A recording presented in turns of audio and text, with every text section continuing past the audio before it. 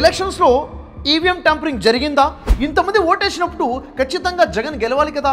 Government form చేసుకోవడం కోసము EVM tampering central గవర్నమెంట్లో కూడా చేయాలి కదా. మరి ఇప్పుడు పార్లమెంట్ ఎలక్షన్స్లో కేవలం 240 సీట్లకే ఎందుకు పరిమితం అయిపోయింది బీజేపీ? ఓవరాల్ ఎలక్షన్స్లో ఎక్కువ లాభాన్ని పొందింది ఎవరు అంటే ఖచ్చితంగా క్లియర్గా అర్థమవుతుంది. ఎలక్షన్స్ రిజల్ట్స్ వచ్చినప్పటి నుంచి ఆంధ్రప్రదేశ్ రాష్ట్ర ప్రజలలో ఒక కలకలం మొదలైపోయింది. ముఖ్యంగా చెప్పాలంటే వైఎస్ఆర్సీపీ శ్రేణుల్లో ఒక పెద్ద ఆలోచన, ఒక ఆందోళన కూడాను. ఏంటది అంటే ఏపీ ఎలక్షన్స్లో ఈవీఎం ట్యాంపరింగ్ జరిగింది. ఈవీఎం ట్యాంపరింగ్ చేయటం వల్లనే జగన్ పూర్తిగా ఓడిపోయాడు. ఈ వార్త నిజంగా సోషల్ మీడియాలో ఎక్కడ చూసినా కానీ చాలామంది ఈ విషయం మాట్లాడుతున్నారు. నిజానికి ఆంధ్రప్రదేశ్లో జరిగిందేంటి? ఎలక్షన్స్లో ఈవీఎం ట్యాంపరింగ్ జరిగిందా? దీని గురించి అసలు మీరేమనుకున్నారో కామెంట్లో తెలియచేయండి. దీని నుంచి చాలా డీటెయిల్గా కొన్ని విషయాలు నేను ఈరోజు మాట్లాడాలనుకున్నాను. పూర్తిగా చూడండి, ఒక అవగాహన కోసం మాత్రమే. జరుగుతున్న రాజకీయాల మీద ఒక అవగాహన ఉండడం తప్పకుండా చాలా అవసరం కూడాను. ఉదాహరణకి వైఎస్ఆర్సీపీ శ్రేణులు ఎందుకు ఇలా అంటున్నారు? ఈవీఎం ట్యాంపరింగ్ జరిగింది అని ఎందుకు అంటున్నారంటే వైఎస్ఆర్సీపీ క్యాంపెయిన్, ఎలక్షన్ క్యాంపెయిన్ జరిగినప్పుడు తండోపతండాలుగా వాలంటీర్గా ప్రజలు, లక్షలాది స్థాయిలో ప్రజలు వచ్చారు. మరి ఇంతమంది ప్రజలు వాలంటీర్గా వచ్చారు కదా, మళ్ళీ వీళ్ళందరూ ఓట్లు ఏమైపోయాయి? ఇంతమంది ఓటేసినప్పుడు ఖచ్చితంగా జగన్ గెలవాలి కదా. మరి ఒకవైపు చూసుకున్నట్లయితే కేవలం 11 సీట్లతో ఇంత ఘోరంగా ఓడిపోవడం ఏంటి? ఖచ్చితంగా ట్యాంపరింగ్ జరిగింది. మరోవైపు ఆలోచిస్తే టీడీపీ తరఫు నుంచి చంద్రబాబు నాయుడు గారికి ఎలక్షన్స్లో దాదాపుగా చివరి అవకాశం, చివరి అవకాశం కాబట్టి ఎట్టకేలకు గెలవాలి అని చెప్పేసి ఇక్కడ పవన్ కళ్యాణ్తో పొత్తు పెట్టుకోవడమే కాకుండా సెంట్రల్ గవర్నమెంట్లో అధికారంలో ఉన్నటువంటి బీజేపీతో కూడా పొత్తు పెట్టుకొని ఆ అధికార బలాన్ని ఉపయోగించి ఈవీఎం ట్యాంపరింగ్ చేశారు కాబట్టి జగన్ని ఓడగొట్టేశారు అని చెప్పేసి వార్తలు. నిజంగా ఎవరికైనా పలకరించినా కానీ వైఎస్ఆర్ అభిమానులతో, వైఎస్ఆర్ యొక్క శ్రేణులతో మాట్లాడితే ఇదే ఆలోచన వస్తుంది. నిన్న మొన్న నేను ఏదైతే వీడియో రిలీజ్ చేశానో దాని కింద కూడా కామెంట్స్లో చాలామంది ఈవీఎం ట్యాంపరింగ్ వలన ఇలా జరిగిందని చెప్పేసి చాలామంది కాల్స్లో కూడా ఇదే మాట్లాడుతున్నారు. ఒక్కసారి ఆలోచిద్దాం. ఈవీఎం ట్యాంపరింగ్ జరిగిందా అన్న ప్రశ్నకి ఎంతమంది అయితే ఈవీఎం ట్యాంపరింగ్ జరిగింది అనుకున్నారో వారు ఈ విధంగా కూడా ఒకసారి ఆలోచించుకోండి. ఏ విధంగా? ఉదాహరణకి టీడీపీ ఎవరి సహాయంతో ఈవీఎం ట్యాంపరింగ్ చేసింది అంటే బీజేపీ సహాయంతో. బీజేపీ అధికారంలో ఉంది కాబట్టి బీజేపీ సహాయంతో ఈవీఎం ట్యాంపరింగ్ చేశారు అని చెప్పేసి వాదన. అయితే నిజంగా వాస్తవానికి ఇది ఈవీఎం ట్యాంపరింగ్ జరిగింది ఏపీలో అన్నదే నిజమైతే మరి సెంట్రల్ గవర్నమెంట్ రిజల్ట్స్ ఒకసారి ఆలోచించండి.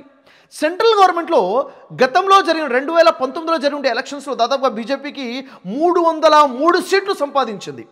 మరి అలాంటిది ఈసారి ఈ క్యాంపెయిన్లో ఖచ్చితంగా 400 సీట్లు సాధించబోతున్నాము అని క్యాంపెయిన్ కూడా చేశారు నరేంద్ర మోడీ గారు. మరి అలాంటప్పుడు మరి ఈసారి బీజేపీకి ఎన్ని సీట్లు వచ్చాయి? కేవలం 140 సీట్లు మాత్రం ఎందుకు వచ్చాయి? గవర్నమెంట్ ఫామ్ చేయడానికి మ్యాజిక్ ఫిగర్ 272 కదా. 272 కూడా బీజేపీకి ఎందుకు రాలేదు? గవర్నమెంట్ ఫామ్ చేసుకోవడం కోసము ఈవీఎం ట్యాంపరింగ్ సెంట్రల్ గవర్నమెంట్లో కూడా, పార్లమెంట్ ఎలక్షన్స్లో కూడా చేయాలి కదా. మరి ఇక్కడ బీజేపీ ఈవీఎం ట్యాంపరింగ్ చేసే ఇక్కడ చంద్రబాబు నాయుడు గెలిపించాడు, కూటమి గెలిచింది, జగన్ ఓడిపోయాడు అంటే ఇక్కడ ప్రశ్న వస్తుంది. ఆలోచించండి. సెంట్రల్ గవర్నమెంట్లో 240 మాత్రమే బీజేపీకి ఎందుకు వచ్చాయి? ఇప్పుడు గవర్నమెంట్ ఫామ్ చేయాలి అన్నప్పుడు ఇటు చంద్రబాబు నాయుడు టీడీపీకి సంబంధించినటువంటి పార్లమెంట్ సీట్లు కావాలి, ఎంపీ సీట్లు కావాల్సిన పరిస్థితి, నితీష్ కుమార్ జేడీయూ బీహార్కి సంబంధించినటువంటి ఈ 12 సీట్లు కావాల్సిన పరిస్థితి ఎందుకు వచ్చింది? ఎన్డీఏ కూటమి మీద ఆధారపడాల్సిన పరిస్థితి, దుస్థితి బీజేపీకి ఎందుకు వచ్చింది? ఉదాహరణ చూసినట్లయితే ఎలక్షన్స్ కన్నా ముందు ఏదైతే 5 సంవత్సరాల గవర్నమెంట్ జరిగిందో ఎక్కడ చూసినా నరేంద్ర మోడీ సోలో ఫిగర్ మనం చూసాం. ఒకే ఒక వ్యక్తి క్యాంపెయిన్ చేస్తాడు. ఏ పథకంలో నరేంద్ర మోడీయే, ఎవరి మీద ఆధారపడే వ్యక్తి కాదు, పక్కన ఎవరిని కూడా ఉండడానికి కూడా ఇష్టపడకుండా సోలోగా ఉన్నటువంటి ఒకే ఒక వ్యక్తి నరేంద్ర మోడీ. మరి ఈరోజు ఈవీఎం ట్యాంపరింగ్ అనేది చేసుకున్నట్లయితే తను ఒక్కడిగా కాకుండా ఇటు ఇద్దరి మీద ఆధారపడాల్సిన పరిస్థితి ఎందుకు వచ్చింది? ఈరోజు ఇటు వచ్చి టీడీపీ, అటు వచ్చేసి జేడీయూ సపోర్ట్ చేస్తే కానీ ప్రధానమంత్రి అయ్యే పరిస్థితిలో లేనటువంటి ఇంత బలహీన స్థితికి బీజేపీ ఎందుకు పడిపోయింది? నరేంద్ర మోడీ ఎందుకు పడిపోయాడు? ఈవీఎం ట్యాంపరింగ్ చేసుకోవాలి కదా. ఈవీఎం ట్యాంపరింగ్ చంద్రబాబు నాయుడు విషయంలో చేసినటువంటి వ్యక్తి తన కోసం తాను చేసుకోవాలి కదా. ఈ ప్రశ్నకి మీరేం సమాధానం చెప్తారు? ఒక్కసారి ఆలోచించండి. అసలు వాస్తవానికి ఏం జరిగింది? ఈవీఎం ట్యాంపరింగ్ అనే సబ్జెక్ట్ని పక్కన పెట్టి మనం మాట్లాడితే ఆంధ్ర రాష్ట్రంలో జరిగింది ఏంటి జాగ్రత్తగా పరిశీలిద్దాం. ఉదాహరణ చూడండి. 2014 ఎలక్షన్స్లో అంటే 2019 కన్నా ముందు 2014 ఎలక్షన్స్లో వైఎస్ఆర్సీపీకి 67 సీట్లు వచ్చాయి. ఆ టైంలో టీడీపీ 102 సీట్లు వచ్చాయి. ఆ తర్వాత 2019 ఎలక్షన్లో జరిగినప్పుడు 102 సీట్లు ఉన్నటువంటి టీడీపీ కేవలం 23 సీట్లకు పడిపోయింది. చాలా పెద్ద గ్యాప్ వచ్చేసింది. అప్పుడు వైఎస్ఆర్సీపీకి జగన్కి 151 సీట్లో గెలవడం జరిగింది. ఆ టైంలో కూడా టీడీపీ శ్రేణులు ఏమన్నారు? ఈవీఎం ట్యాంపరింగ్ జరిగింది, జగన్ బీజేపీతో కలిసి ఈవీఎం ట్యాంపరింగ్ చేశారు కాబట్టి 151 సీట్లు గెలిచాడు, లేకపోతే ఇంత తేడా ఎలా వస్తుంది అని చెప్పి పెద్ద ప్రశ్నలు లేవనెత్తారు. మరి ఈ విషయాన్ని ఒప్పుకుంటామా? ఆ టైంలో మరి జగన్ కూడా ఈవెంట్ ట్యాంపరింగ్ చేసి గెలిచారని ఈరోజు ఈవీఎం ట్యాంపరింగ్ అంటున్న వారు ఒప్పుకుంటారంటే ఒప్పుకోరు కదా. మరి ఇక్కడ ఏం జరిగిందో ఆలోచించాలి ఒకసారి. చూడండి, టీడీపీ ఎందుకని 2019లో 23 సీట్లకు పడిపోయింది అంటే తన ప్రభుత్వం మీద ఉన్నటువంటి ఒక వ్యతిరేకత వల్ల కావచ్చు, లేకపోతే జగన్కి ఒక్క అవకాశం ఇవ్వాలి, ఒక్క అవకాశం అన్న దానికి సమాధానంగా 151 సీట్లు వచ్చి ఉండవచ్చు. అవునా లేదా? అంటే ప్రజలు ఇస్తున్నటువంటి తీర్పు అనేది అర్థమవుతుంది. మరి ఇక్కడ గమనించినట్లయితే ఓట్ షేర్ చూసినట్లయితే ఎప్పుడైతే 2019లో 151 సీట్లు వచ్చాయో అప్పుడు వైఎస్ఆర్సీపీకి ఉన్నటువంటి ఓట్ షేర్ ఎంత అంటే 49.95, అంటే ఆల్మోస్ట్ 50% ఓట్స్ ఉన్నాయి. టీడీపీ కేవలం 23 సీట్లే వచ్చాయి, కానీ అప్పుడు ఓట్ షేర్ ఎంత ఉంది? 39.17, ఆల్మోస్ట్ 40% ఓట్ షేర్ ఉంది. 40% ఓట్ షేర్ ఉన్నా కానీ వచ్చింది 23 సీట్లు మాత్రమే. ఆ సమయంలోనే 2019లో జనసేన పార్టీ పవన్ కళ్యాణ్ వ్యక్తిగతంగా తన పార్టీ ఎలక్షన్స్లోకి వెళ్ళారు, ఎవరితో కలవకుండా. అప్పుడు ఒకే ఒక సీట్ జనసేన గెలిచినప్పటికీ ఓట్ షేర్ ఎంత ఉంది ఆ సమయంలో? 5.53%, ఆల్మోస్ట్ 6% ఓట్ షేర్ జనసేనకు ఉంది. అంటే ప్రతి నియోజకవర్గంలో తనకు వచ్చినట్టు ఓట్లన్నీ కలుపుకుంటే మొత్తం ఆంధ్ర రాష్ట్రంలో ఉన్న ఓట్స్తో పోల్చుకుంటే 5.55, అంటే ఆల్మోస్ట్ 6% ఉంది. ఇక్కడ గమనించాల్సిన విషయం ఏంటంటే ఈ 5 సంవత్సరాల జర్నీలో 2019 నుంచి 2024 వరకు ఈ 5 సంవత్సరాల జర్నీలో జనసేన పార్టీకి పవన్ కళ్యాణ్కి 6% నుంచి 10% ఓటింగ్ పెరిగింది. ఇది గమనించాలి. అంటే 10% ఓట్ షేర్ ఎక్కడొచ్చింది? జనసేన పార్టీకి పవన్ కళ్యాణ్కి వచ్చింది. ఈ జనసేనని పక్కన పెడితే ఇక్కడ ఉన్నటువంటి 2 పార్టీలు టీడీపీ వైఎస్ఆర్సీపీ 2024లో టగ్ ఫర్ ఫైట్లో ఉన్నాయి. 2 కూడా నెక్ టు నెక్ ఫైట్లో ఉన్నాయి. 2 కూడా మహా ఉజ్జిగా ఫైట్ చేసేటువంటి ఈ తరుణంలో మరి ఎవరికైతే జనసేన వచ్చి సపోర్ట్ చేస్తుందో వాళ్లే గెలుస్తారు అన్న లాజిక్ ఎందుకు మిస్ అవుతున్నాం? ఇక్కడ గమనిద్దాం విషయం. 2024లో ఇప్పుడు జరిగినటువంటి ఎలక్షన్స్లో కేవలం 11 సీట్లు మాత్రమే వచ్చాయి జగన్కి, వైఎస్ఆర్సీపీకి అంటాం కదా. కానీ ఓట్ షేర్ ఎంత ఉంది? 39.5% ఉంది, ఆల్మోస్ట్ 40% ఉంది. గమనించాలి, ఓట్ షేర్ మరీ ఎక్కువగా పడిపోలేదు. టీడీపీకి ఉన్న ఓట్ షేర్ ఎంత అంటే 45%, 135 సీట్లు వచ్చాయి. గ్యాప్ ఎంత? 5.5 మాత్రమే ఉంది. అంటే ఇక్కడ ఓట్ షేర్ జనసేనకి 21కి 21 సీట్లు వచ్చాయి. ఇక్కడ నేను అడుగుతాను, జనసేన గనక టీడీపీతో కలవకుండా బీజేపీతో పొత్తు పెట్టుకోకుండా జనసేన ఒక్కటి మాత్రమే ఎలక్షన్స్లో వెళ్ళినట్లయితే 21 మంది ఎమ్మెల్యేలు గెలిచి ఉండేవాళ్ళ? మీ సమాధానం అంటూ కామెంట్లో తెలియచేయండి. ఈరోజు జనసేన గెలిచింది అంటే టీడీపీ ఓట్లు కూడా జనసేనకి పడ్డాయి కాబట్టే ఇక్కడ జనసేన గెలిచింది అని ఖచ్చితంగా అర్థమవుతుంది. అలాగే టీడీపీ గెలిచింది అంటే జనసేన ఓట్లు కూడా కలిసాయి కాబట్టి టీడీపీ గెలిచింది అన్న విషయం కూడా లాజిక్ క్లియర్గా అర్థమవుతుంది. ఇక్కడ చూడండి, గెలుపు ఓటుముల ఆట చిన్న విషయంలోనే తేడా ఉంటుంది. బీజేపీకి పెద్ద ఓట్ షేర్ లేదేమో, కనీసం 1% ఓట్ షేర్ లేదా? 1%, ఈ 1% వచ్చేసి ఈ కూటమికి ప్లస్ అయిపోయింది కదా. అదేవిధంగా వైఎస్ఆర్సీపీ విషయంలో చూసుకున్నట్లయితే జగన్ యొక్క సొంత చెల్లెలు ఎప్పుడైతే అన్నకి వ్యతిరేకంగా మారిపోయి ప్రచారం చేయడం మొదలుపెట్టిందో, కాంగ్రెస్ పార్టీలో తను ఒక ముఖ్యమైన పొజిషన్లోకి వెళ్ళేసి ప్రచారం చేసిందో, కాంగ్రెస్ పార్టీ మొత్తానికి కలిపి 1% షేర్ ఉండదా?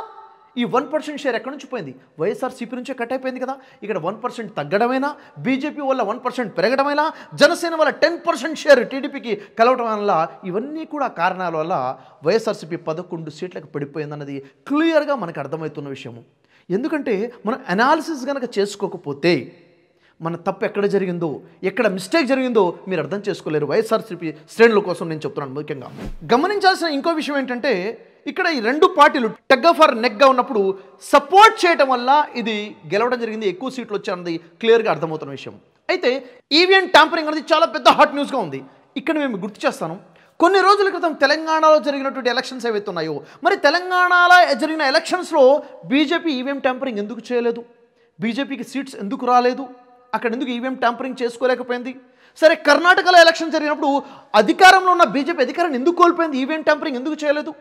ఢిల్లీలో అసెంబ్లీ ఎలక్షన్ జరిగినప్పుడు కేజ్రీవాల్తో పాటు టగ్గఫర్గా ఫైట్ చేసినటువంటి అక్కడ బీజేపీకి సంబంధించిన అనేక మంది చీఫ్ మినిస్టర్లు వెళ్ళారు, ప్రైమ్ మినిస్టర్ వెళ్ళారు, అమిత్ షా వెళ్ళారు, ఎంతో క్యాంపెయిన్ చేశారు. మరి అక్కడ ఎందుకని కేజ్రీవాల్ ప్రభుత్వమే ఆమ్ ఆద్మీ పార్టీ ప్రభుత్వాన్ని నిలబెట్టుకుంది, బీజేపీ ఎందుకు నిలబెట్టుకోలేకపోయింది?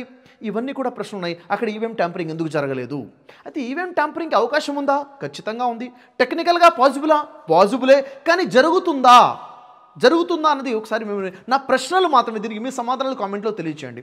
అయితే నేను ఎప్పుడైతే కొంతమంది స్నేహితులతో మాట్లాడేటప్పుడు నేను అడిగాను, కర్ణాటకలో ఎందుకు ఈవీఎం ట్యాంపరింగ్ జరిగి బీజేపీ రాలేదు, తెలంగాణలో ఎందుకు రాలేదు, ఢిల్లీలో ఎందుకు రాలేదు, ఈ 3 పెద్ద ప్రశ్నలు అడిగినప్పుడు వాళ్ళు ఇచ్చిన సమాధానం ఏంటంటే, లేదు అవి అసెంబ్లీ ఎలక్షన్స్ కాబట్టి అసెంబ్లీస్ని వదిలేసింది పార్లమెంట్లో గెలవడం కోసము. అంటే ఈవీఎం ట్యాంపరింగ్ మొత్తం కూడా ఎక్కడ చేయబోతుంది, పార్లమెంట్ ఎలక్షన్స్లో చేయబోతుంది అన్నారు. అప్పుడు మరి పార్లమెంట్ ఎలక్షన్స్ వచ్చేసాయి కదా, మరి ఇప్పుడు పార్లమెంట్ ఎలక్షన్స్లో కేవలం 240 సీట్లకే ఎందుకు పరిమితం అయిపోయింది బీజేపీ?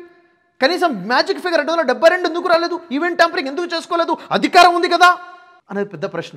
మరి ఇప్పుడు ఈ ప్రశ్న వచ్చినప్పుడు ఇప్పుడేమంటున్నారంటే, లేదు ప్రజలకు అర్థమైపోతుంది కాబట్టి అలా చేయలేదు, చంద్రబాబు నాయుడు ఎలాగా సపోర్ట్ చేస్తాడు కదా, నీకు నేను నాకు నువ్వు అన్నట్లుగా ఎలాగో సపోర్ట్ చేస్తాడు, ప్రభుత్వం అయితే ఏర్పాటు చేస్తున్నారు కదా, కాబట్టి ఈవీఎం ట్యాంపరింగ్ జరగలేదు, ప్రజలకు అర్థం కాకుండా ఉన్నాడు. నేను అంటాను, ప్రజలేమనుకుంటారో, ప్రజలకు అర్థమవుతుందో లేదో అన్నది ఎవడు ఆలోచించడు. అధికారంలోకి రావాలి అనుకున్నప్పుడు ఏదైనా చేయడానికి సిద్ధపడతారు. కాబట్టి ఇక్కడ గమనించాల్సిన విషయం ఏంటంటే, ఎలక్షన్స్ జరుగుతున్నాయంటే కేవలం ఒక కోణంలో మాత్రమే ఆలోచించదు. ఎంతమంది అయితే ఈవీఎం ట్యాంపరింగ్ జరిగిందని మొత్తుకుంటున్నారో నేను అంటాను, ఎస్, మీకు జగన్ గారి మీద ఉన్న అభిమానం మీద, లేక ఒక పార్టీ మీద ఉండే అభిమానం మీద ఓటమిని తట్టుకోలేక ఈ విధంగా మాట్లాడుతున్నారేమో, ఖచ్చితంగా అయి ఉండొచ్చు. కానీ దాంతోపాటు వేరే కారణాలు ఏమైనా ఉన్నాయా, లేవా? ఇప్పుడు నేను చెప్పిన దాన్ని మీరు సమర్థిస్తున్నారా లేదా, మీరు ఏమనుకుంటున్నారో కామెంట్ ద్వారా మీరు తెలియచేయండి. ఎందుకంటే ఎలక్షన్స్ అనేవి ఏదో జరిగిపోయాయని కాదు, మన దేశం, మన రాష్ట్రం, మన భవిష్యత్తు దీని మీద ఆధారపడింది. దీని మీద ప్రజల నిర్ణయాలు తీసుకునేవాళ్ళు ఆ రోజు 151 సీట్లతో జగన్తో గెలిపించినా కానీ, ఈరోజు టీడీపీకి 135 సీట్లు ఇచ్చినా కానీ ఇది ప్రజలు ఇస్తున్నటువంటి తీర్పు అన్నది మనకు క్లియర్గా అర్థమవుతుంది. ఈరోజు ఆంధ్ర రాష్ట్ర యొక్క ఎలక్షన్స్లో ఈ కూటమి మ్యాజిక్ అనేది కనిపిస్తుంది. జనసేన పార్టీ పవన్ కళ్యాణ్ ఇక్కడ ఖచ్చితంగా గేమ్ చేంజర్గా ఉపయోగపడ్డారు. ఓవరాల్ ఎలక్షన్స్లో ఎక్కువ లాభాన్ని పొందింది ఎవరు అంటే ఖచ్చితంగా క్లియర్గా అర్థమవుతుంది, జనసేన పార్టీ పవన్ కళ్యాణ్ 21 సీట్లకు 21 సీట్లు గెలిచి ఈరోజు దేశం మొత్తం కూడా తన వైపు చేసే విధంగా ఒక స్టార్గా నిలబడ్డారు. ఇది గేమ్ చేంజింగ్ ఎలా అవుతుందో అర్థం చేసుకోవాలి తప్ప కేవలం ఒక నిందలు మోపుకుంటూ ఉండడం కాదు, ఆలోచిస్తే 4 కోణాల నుంచి ఆలోచించాలి. సరే, నేను చెప్పిన దాని గురించి మీరేమనుకుంటున్నారు? మీరు ఇచ్చే కామెంట్ ఏంటి? ఇప్పుడు కూడా ఈవీఎం ట్యాంపరింగ్ జరిగింది అనుకుంటున్నారా? మరి సెంట్రల్ గవర్నమెంట్ ఈవీఎం ట్యాంపరింగ్ ఎందుకు చేయలేదు అన్న ప్రశ్నకు మీరు ఇచ్చే సమాధానం ఏమిటి? మరి కూటమి కలిసినందుకు గెలిచిందని అనుకుంటున్నారా, లేక వైఎస్ఆర్సీపీ కొన్ని తప్పులు చేసింది కాబట్టి ఓడిపోయింది అనుకుంటున్నారా, లేక ఏ తప్పులు చేయలేదా? ఎందుకంటే నావాడు కాబట్టి తప్పులు చేయలేదు అనంటే తప్పులు చేయని వాడు ఎవడు ఉండడు.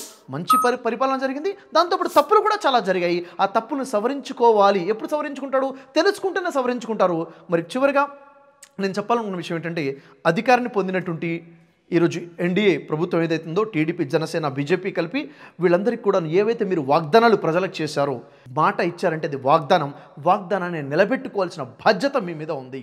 ఎందుకంటే ఈరోజు మనందరం కూడా ఆధ్యాత్మికులం అంటే పైన ఒక సృష్టికర్త ఉన్నాడు, భగవంతుడు ఉన్నాడు, అక్షర పరబ్రహ్మ ఉన్నాడు, సర్వేశ్వరుడు ఒకడు ఉన్నాడు అని నమ్మేటువంటి వాళ్ళము. ఎవరికి అధికారం ఇవ్వాలో, ఎవరికి అధికారం తీసేసుకోవాలన్నది నిర్ణయాలు పైనుంచి కూడా జరుగుతాయి. ఎందుకంటే మానవుడు చేసే ప్లానింగ్స్ వేరు, పైనుంచి జరిగేటువంటి ప్లానింగ్ కూడా ఒకటి ఉంటుంది. మనం చేసేది ఒక ప్లానింగ్ అయితే గ్రాండ్ ప్లానింగ్ పైనుంచి అవుతుంది. ఈరోజు మన అధికారంలోకి వచ్చేసిన తర్వాత అధికారాన్ని మనం దుర్వినియోగం చేయబోతున్నామా, అధికారాన్ని ప్రజల కోసం ఉపయోగించుకోబోతున్నామా, అధికారాన్ని మన మతం, మన కులం, మన వర్గం కోసం ఉపయోగించుకోబోతున్నామా అన్నది చాలా పెద్ద ప్రశ్న. ఎందుకంటే ఈ అధికారం కూడా శాశ్వతం కాదు.